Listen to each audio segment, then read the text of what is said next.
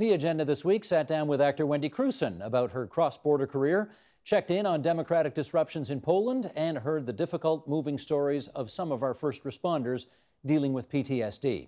The Agenda's Week in Review begins with our TVO programs on the road in Guelph, looking at Ontario's food system and Guelph's thriving economy. In the fall, McDonald's, fairly big operation, decides to switch to cage-free eggs. They're going to do that over the next decade. I see Tim Hortons and Burger King have decided to follow suit. And I wonder, who's going to start on this? You want to start on this, Corb? What kind of an impact is this going to have across the industry when big players like this make these kinds of moves? It has a positive impact, and I'm not going to lie. I'm not the kind of person who's eating at those establishments, but the impact that it has at a dollar, their economical impact that it has to encourage, these chicken farmers to switch their operations over is positive. There's a good outcome to it. It needs to go a little bit further, but at least it's creating awareness, and I can't knock them for that. I have to give them a little tip of the hat. You think it's unambiguously good news? Yes. Yes? Sylvain, is it? Ambiguously good news, I'll take that. Yeah. I'd say, it was a very interesting signal coming out of McDonald's last year. I would say that for the first time we saw a mega enterprise recognizing the currency of animal welfare. Mm-hmm. Dealing, and you have to give a lot of credit to McDonald's, but also to egg farmers as well. Mm-hmm. Now, understanding the supply management regime we face, we have in Canada, it's a pretty strict regime. And they adapted quickly. And they've adapted. And the same goes with chicken, with the announcement just a few months later with McDonald's. And then after that, we saw a lot of other companies follow McDonald's. So I think 2015 was a watershed year when it comes to animal welfare in general, which will add more value to our food system moving forward. But Josh, I gather they're going to take 10 years to sort of make this happen, right? This isn't going to happen overnight. No. So are we okay with that? Well, listen, I'm a firm believer that real change happens slowly, but what I really do want to caution is that you can't always take everything at face value. Yes, cage-free eggs sounds wonderful, but why were the chickens in cages in the first place? Antibiotic-free meat sounds amazing, but what is the system that existed to put antibiotics in this meat in the first place? And there's all these other things. Maybe they didn't live in a cage, but what did they eat? How were they, what was the process around which these birds were killed? There's still a lot more information. So this is a great step one. The awareness, as my colleagues have said, the fact that we have a corporation as giant as McDonald's paying attention and understanding that their market is paying attention is awesome. But we still have to keep our minds open to what is really being said about what's happening. Okay, Crystal, for those who don't know, what's the problem with chickens in cages and making their eggs that way? Sure. Well, to go back to your point, we put them in cages for a reason for animal welfare 50 years ago because we didn't know how to feed large number of birds in groups. The pecking order is called the pecking order for a reason. Hens didn't all get the memo to be friendly like Disney. So we put them in there for a reason, and farmers are continuously improving, right? So as we've studied how to feed large numbers of hens in groups while having safe eggs and good worker conditions, when you know better, you do better. So it's a natural progression. I would say there are a lot of egg farmers out there right now that are holding up a caution flag that just says, you know what, we're not 100% sure on cage-free or free range altogether just yet, and what should that system look like? So there's one point to put a press release out saying this is directionally where we're going to go, but my friend, the egg farmer that's going to spend $2 million building a new barn in the next month, he's got some serious questions about engineering and design and health and many other things that is way more than a press release and a marketing claim. Yeah, but it's directionally, it's right. It's the evolution of, we didn't used to wear seatbelts when I was a kid, and my parents smoked in the car. So we can do better, and I would say the same for animal welfare. My caution that I would hold up on behalf of many of my farm friends is that we have reasonable discussions about what's truly good for animals versus what's a marketing claim that might be a company's advantage. Okay, let me pick up on that. You're a farmer. Does this sound like the real deal to you, or more of just marketing? I'd like to mimic what Josh says. It's a really good start. For me, it's not McDonald's speaking as much as they're hearing their customers. The people that are putting the food in their mouths are the ones that they're reflecting their wishes. And I think McDonald's is wanting them to change the system they're in. For me as a farmer on the land, I see this as driving value to me. It highlights my skills and my abilities rather than having my value created in a marketer's workshop. So I think it's a really good start to create opportunities for us on the land. Jamie, I want to follow up on that angle there.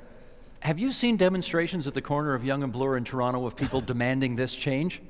Because I haven't. Now, maybe I just missed them, but when Brian says they're just following the demands of what their customers want, really? No, yeah, absolutely. They are. I view this as a tremendous victory for people involved in the local food movement. I'm cynical at the same time, but truly, for McDonald's to react this way, they are listening to their customer base. They're listening to a public that understands so much more, or questions so much more, the provenance of their food. The city has actually been an innovator in a number of ways. I mean, we talk about why Guelph is such a great place to do business and why businesses are expanding, and that's because of the ecosystem that the city has played a role in as economic developer. So the city's economic development, ourselves, the university, there's this great ecosystem of support in Guelph. There's a partnership and openness and innovative approach to economic development that exists here in Guelph that has existed for some time, and all of the actors are now beginning to, or have recommitted themselves to that.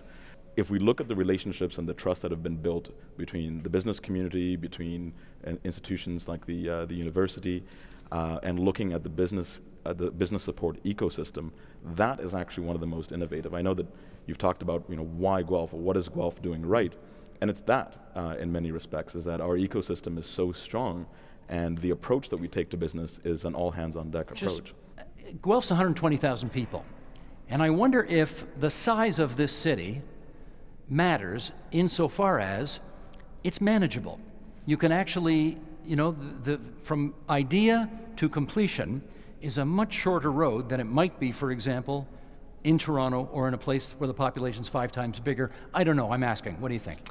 Yeah, that's a great point. Guelph is big enough that our issues are very common to most cities, most large and mid-sized cities around the continent even, but it's small enough that we can pull those levers and we can test and learn, which is an important part of any innovative process. So we are, from our perspective, we're a working lab as a city of how can we adapt this institution, which is vital. Cities are finally starting to get their due these days as the level of government that is essential to the outcomes that directly affect people's lives. So we feel like we are wonderfully placed to be this kind of lab for conversations around public service reform and governance reform and open government, things that are happening all across the country. We're able to move faster, we're able to be more nimble, we're able to fail faster and learn from that, which is an important part. Not something that, this is another open government principle, is that you gotta be okay with your vulnerabilities. Not something that government typically does well, being vulnerable and being honest about failure. But if you're gonna change, if you're gonna create better outcomes, it's essential that it becomes part of the culture. So not only the size of the city, but also the cultural change component.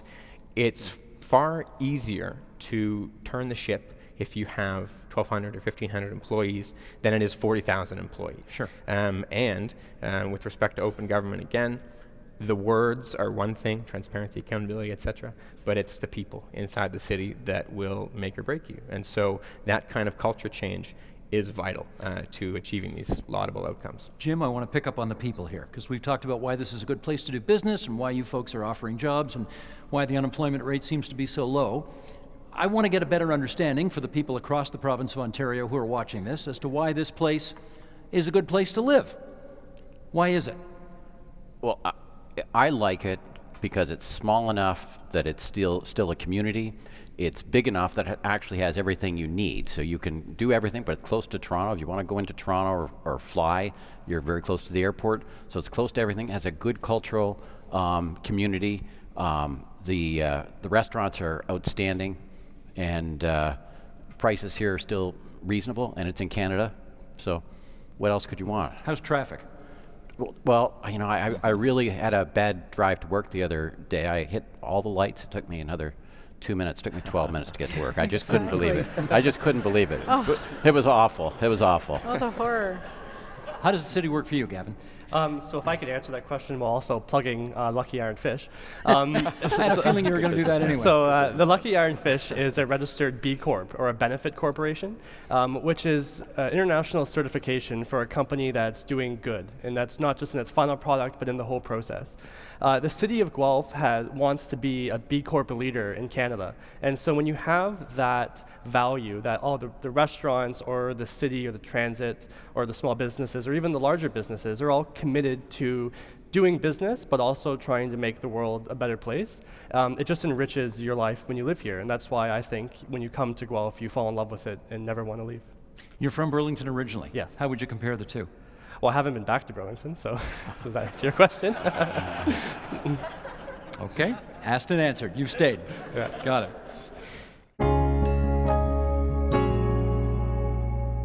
When did you know you wanted to be an actor? It was before I was 5. I'd been with my mother at a United Church potluck dinner, and all the women were in the kitchen, and the little basement with the little stage was empty, and I went in and... This is where, Winnipeg? No, this was in Oakville. Oakville, okay. In Oakville. And I got up on that stage and remember looking around and thinking, oh, what a nice view from here. And I don't know, it was just came into my head like a bolt of lightning that this would be a great thing to do, to be a performer. So who knows where it came from, and my parents were obviously mystified that I would think this, but have always been enormously supportive. So. Now, of course, they call it show business, and I wonder whether how brutal is the business part of trying to find your artistic soul?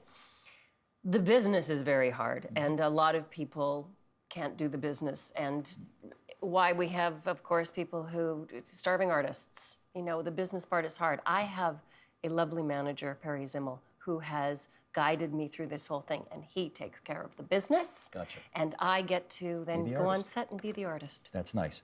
You graduated from Queen's University, where you're getting an honorary doctorate. Isn't that cool? I am. When's that happening? That's happening in June. I'm only a little bit nervous because, of course, of the speech. You have to give a speech. I have to give a speech, and that is giving me a little anxiety, but we won't think about that right now. Do you know what you're going to say? I mean, you have to impart wisdom to several hundred aspiring graduates. Exactly. Yeah. My children said to me, just don't tell them what to do. You played a lot of great roles over the years. Have you ever got to know some of the people that you actually played? Yes, I've gotten to know Louise Arbour slightly, which was remarkable. Supreme Court judge. Supreme Court judge, chief prosecutor for the Criminal Tribunal for the former Yugoslavia and Rwanda. Tremendously smart woman. I didn't get to know her until after I played the part, unfortunately, because if I had, I always apologize. Louise, I'm so sorry. I would have done it differently had I known you. So that's Lorraine Evanshan. I certainly got to know before I actually did the Terry Evanshan story, which was great. I love playing real people. For whatever reason, that to me, it's like this treasure chest of all the things as an actor that you look for, the minutia, the detail of somebody's life, are all the windows into their psyche. And with a real person, it's endless. You have everything right there. So I love that process of getting into somebody's life, into their soul. I don't know for sure, but I'm going to guess. Sue Rodriguez, the deepest, most meaningful part for you? Absolutely. Yes? Sue Rodriguez changed really my whole relationship to my work. It was the first time that I had ever found that sort of depth and connection with somebody, and I was so moved by that experience. So of course, you know, the other day, the first ALS patient Given permission by the courts for physician-assisted suicide, and it made me weep for Sue, for how important that was, because I really think she started the conversation nationally on physician-assisted suicide. So to be able to see this come to fruition feels so rewarding, and to think that I hope that she knows somewhere that she's there and she knows what has happened and how she began that. One person you played, whom I do know, because she's in the political world, in Jack Layton's biopic, Anne McGrath. Anne McGrath. Yeah. Are you interested in politics yourself?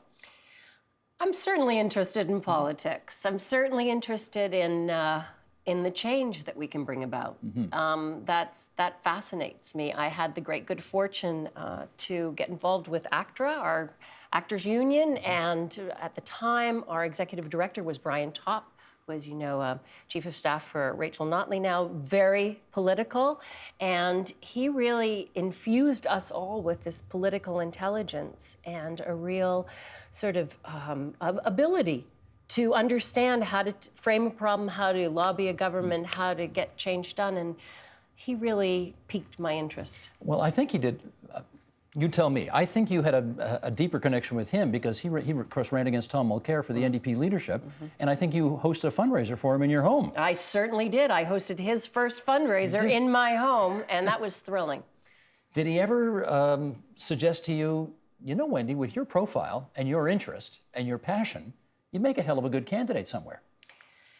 I can't say that that's not something that I think about, but for the time being, as an actress, and I'm still, knock on wood, getting some parts, so I will keep, that's my passion. That really is my passion. But who knows? There's lots of chapters in one's life. You never say never, do you? You never say never. Okay. Oscars this year. Yeah. I want to ask you about the, I mean, obviously it got a ton of attention that it might not otherwise have had because there were no people of color who were nominated in any of the major acting prizes. And is that the case in Canada as well? No. We don't have that problem in Canada. I'm happy to say we do not. Are we as good as we should be? No. Do we have that exact problem? No, we have a lot of diversity. I think on our screens, I think we really push to make sure that we are inclusive. I think that, especially through the union, we're really focused on diversity as our strength. And I do think if you look at the CSA awards, we do have diversity in our, as much as we should, no, but we do have some.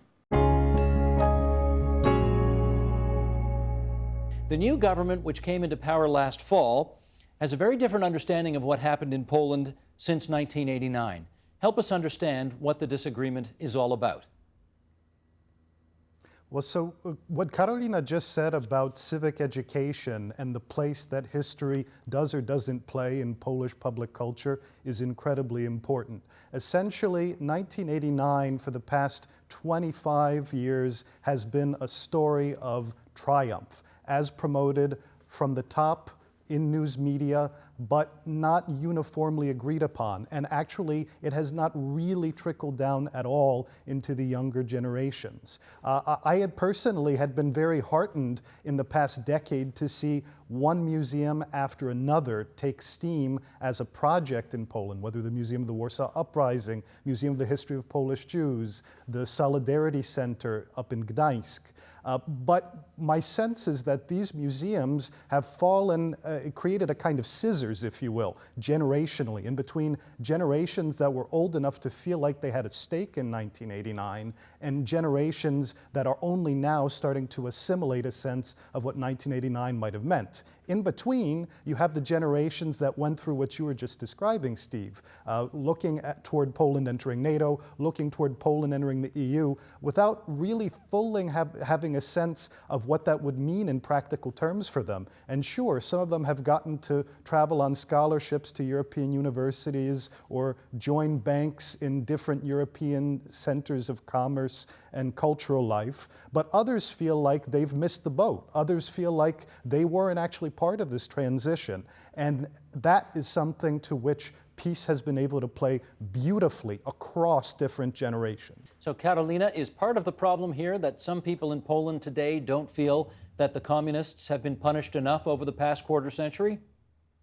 Yes, I think the feeling that the transitional justice has actually not been done as it should have been is important. But you must also understand that here we have an example of a great discussion that has started 25 years ago in Poland, which is a discussion about the shape of Polish modernity. So there are basically two sides here. One side would probably say a liberal, European, and open society modernization would be better for Poland. The second side says, well, yes, democratic, okay, but we would like more patriotic values, we would like more Catholic values. And of course, these two camps, as we say, these two Polands, are looking very suspiciously towards each other. So you can say that the triumph of the law and justice government is somehow exchange of the two camps at power. And so they have come to power with a strength and the ideological dimension that has never been present in Polish politics before. Let me bring one more very important historic moment into the discussion now, Piotr, and put it to you. It was almost exactly 6 years ago that terrible plane crash happened in which the Polish president, Lech Kaczynski, and his wife and 94 other people, very high-ranking people from the military and political establishment, were all killed. How did that tragedy play into the deepening divides, Piotr, in Poland?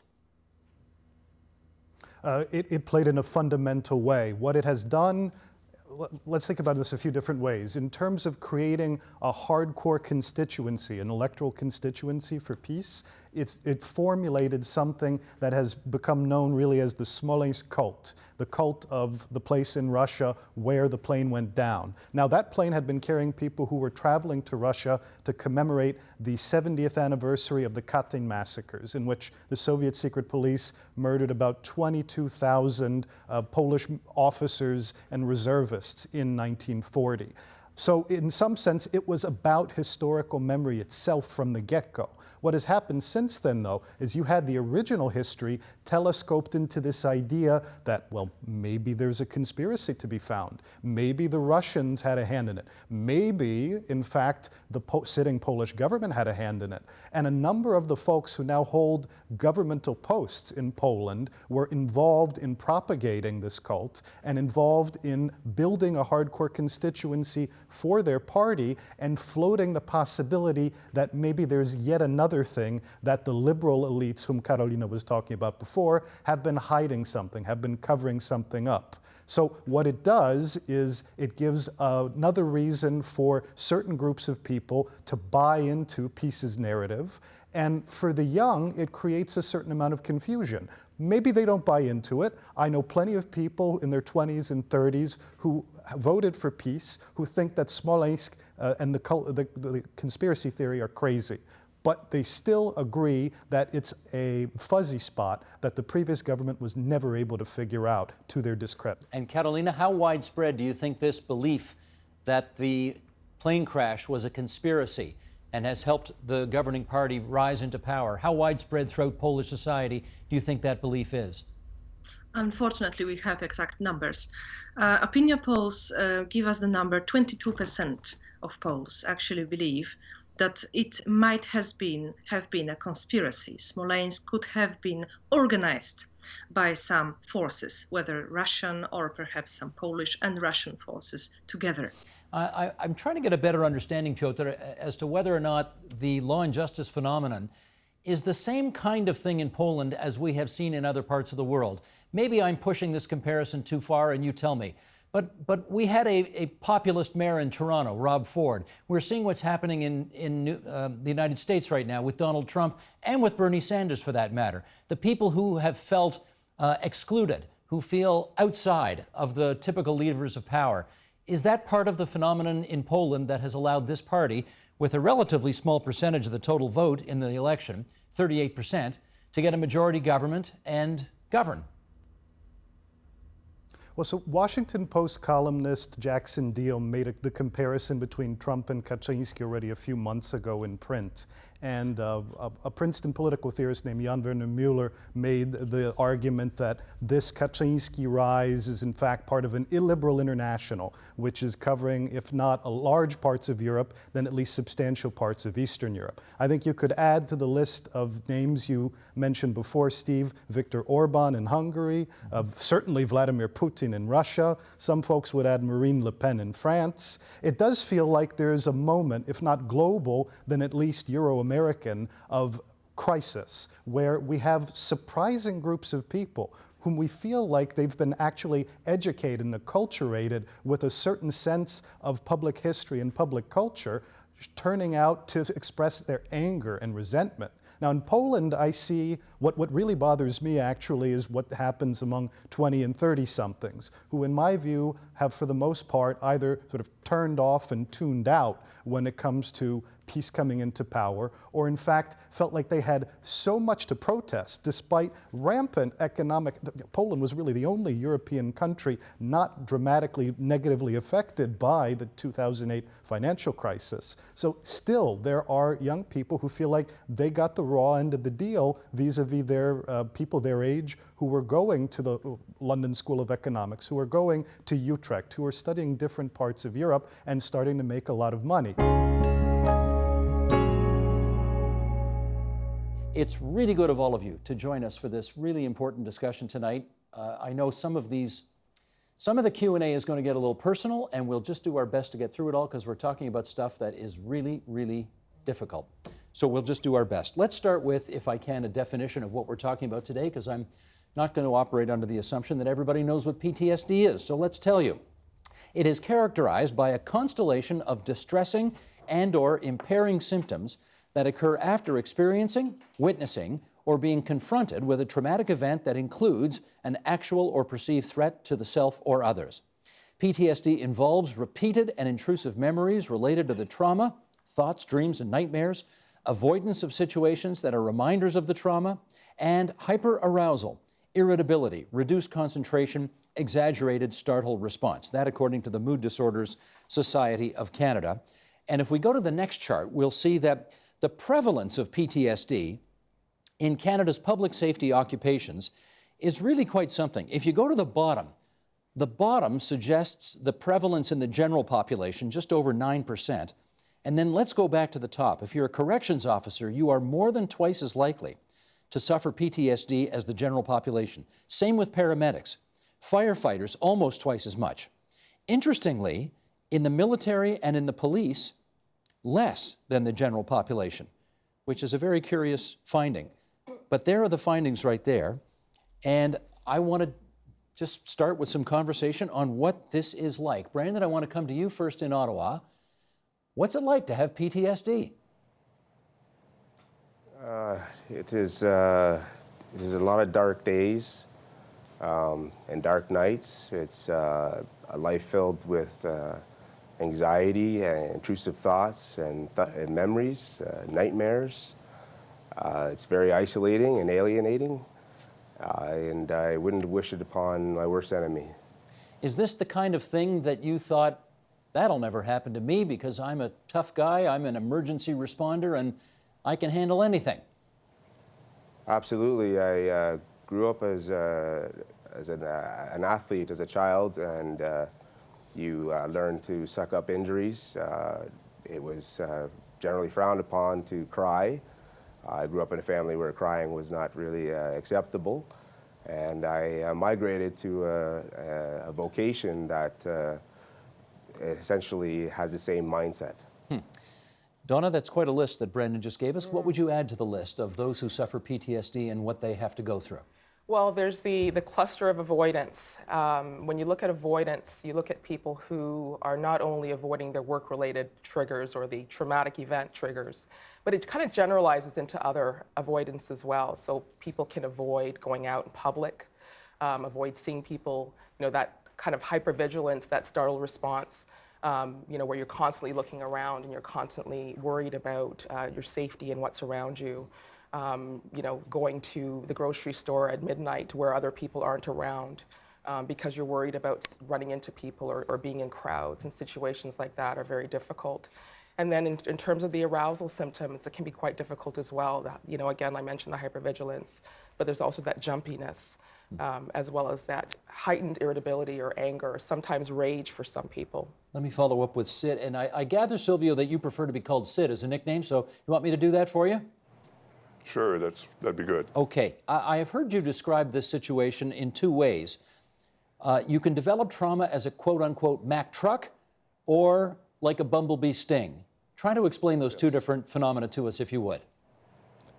Well, a Mack truck is an acute event, something like, for example, what I went through where I was involved in the shooting death of a robbery suspect, and that was a one-off event that injured me from that point on, and there was a series of things that happened surrounding that as well. The bumblebee sting is when we're involved in things where we know that these things are going to happen, but over time, an accumulation of time over time over time of the same thing over and over again, we just reach a point where we can't handle it anymore, or we develop a chemical imbalance or an injury, and it's basically reaching a breaking point. So, for example, Sid, if you're a police officer and you've been to, say, 100 car crashes, it might just be that 101st that puts you over the edge. Is it that kind of thing? Absolutely. Very prevalent in policing, very prevalent in paramedics, very prevalent in military, where we do anticipate to be involved in these difficult things, but we reach a point where we've just maybe seen one too many. Donna, when somebody, I guess traditionally in your world, a first responder presents themselves to you and says, I got PTSD, what can you do about it? What can you do about it? In terms of treatment? Yeah. Well, I mean, first, I think a comprehensive assessment is important. I think we really need to know what it is they're experiencing, what their symptoms are.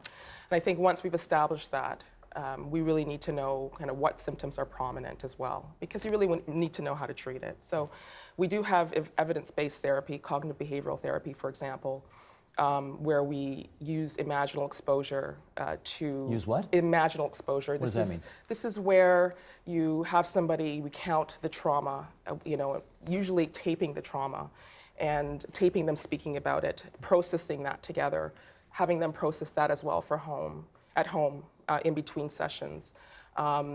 This will help with some of the re-experiencing symptoms like the nightmares that we've talked about, the intrusive memories, the flashbacks.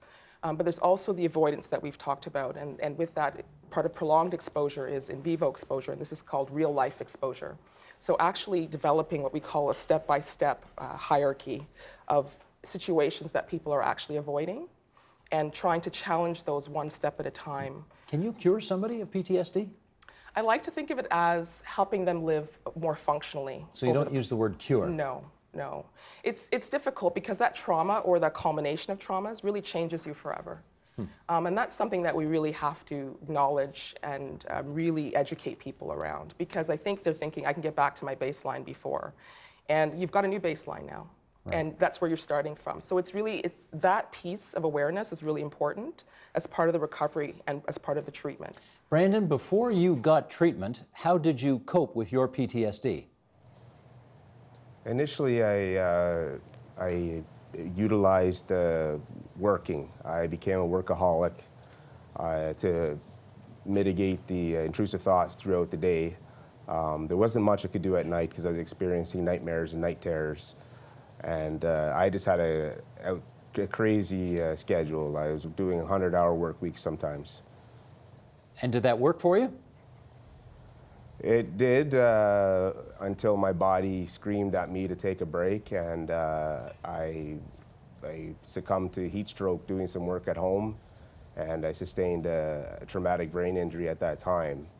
And I attribute it to, and it has been attributed to, the heavy workload that I had taken on to mitigate the symptoms during the day of PTSD. And as I was not sleeping at night, I was extremely sleep deprived, and my body just started to shut down physically. And that is the Agenda's Week in Review. You can see all of those programs in their entirety at tvo.org, on our iTunes channel, and on our YouTube channel at youtube.com/theagenda. Help TVO create a better world through the power of learning. Visit supporttvo.org and make a tax-deductible donation today.